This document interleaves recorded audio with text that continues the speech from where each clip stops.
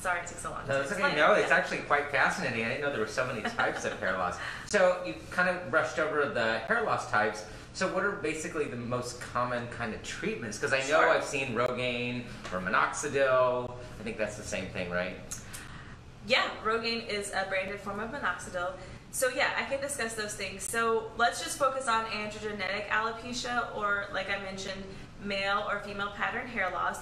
The most common forms of treatment for that will address the reasons that it's thinning. So again, one of the reasons that it thins is the interaction with testosterone, or the more potent form of testosterone, which is called dihydrotestosterone.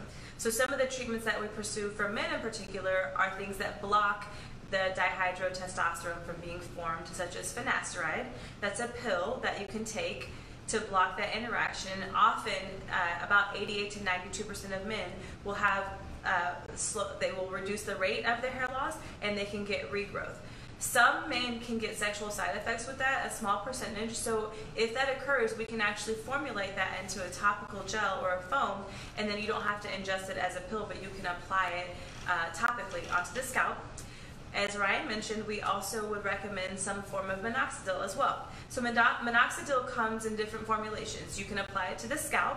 You can have it compounded with Finasteride. You can have it compounded with other molecules that help it penetrate into the scalp as well. Or you can get it over the counter at your local pharmacy or Costco's or Sam's. And what that is a direct stimulator for hair growth. You apply it to your scalp, and about 88 to 90% of individuals with the Rogaine or Minoxidil, it will at least slow down the hair loss, and you can actually get new hair with that as well. Now we're also prescribing Minoxidil as a pill form, so you can take it as a pill by mouth, and it will actually do a better job likely regrowing your hair and reducing ongoing hair loss. And that's because it bypasses the problem of absorption when you apply it onto the scalp, because you're just taking it by mouth.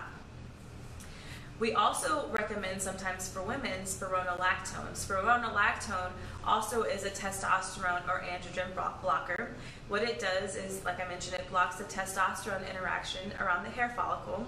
The testosterone will accumulate around the hair follicle, and because it can't bind to the hair follicle, it will convert to estrogen.